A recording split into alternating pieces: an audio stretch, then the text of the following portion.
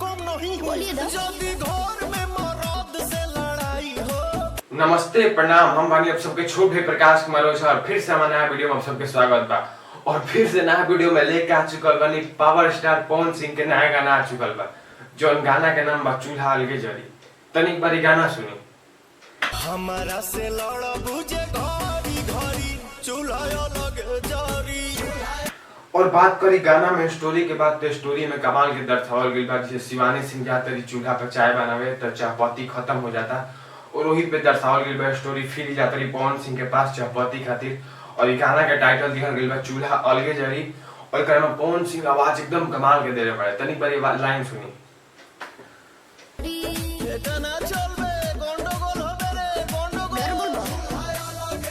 और बात करी पवन सिंह के आवाज के बाद, आवाज हमारे बहुत अच्छा लगल। एकरा में कमाल के स्टोरी दर्शावल गइल, जैसे पुदीना में स्टोरी बनावल गइल, जैसे आवाज दे रहे वही में भी आवाज हमें देले बड़े। तो नी वाला लाइन सुनी जो गाना में जो पवन सिंह आवाज दे बोले वो गाना और सही हिट हो जाला। तनिक बारी लाइन सुनी। हमारा से लड़ा बुझे घरी घरी चूल्हा अलगे जरी। और बात करी गाना के वीडियो के बाद, तो वीडियोग्राफी बहुत तगड़ा बा, रात में शूट हुई बा। और वीडियो के नंबर के बात करी तो हम 10 में से 10 देने वीडियो के नंबर। और ये गाना आइल बा प्रियांशु सिंह के कंपनी से, जगह मीरा म्यूजिक कंपनी प्रियांशु सिंह के ऊपर।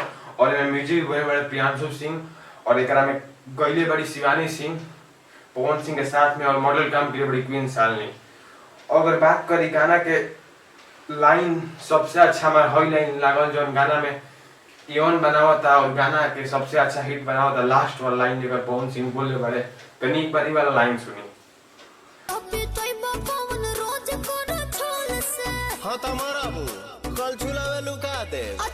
और चली बताई पवन सिंह के केकरा के गाना अच्छा लगल। जो भी पवन सिंह फैन बा वो कमेंट करो कि गाना केकरा अच्छा लगल, और जेकरा भी वीडियो अच्छा लगल वो कमेंट करो। चली धन्यवाद, मिलत ऐसे ही नया वीडियो में लेके, तब तक के लिए जय हिंद।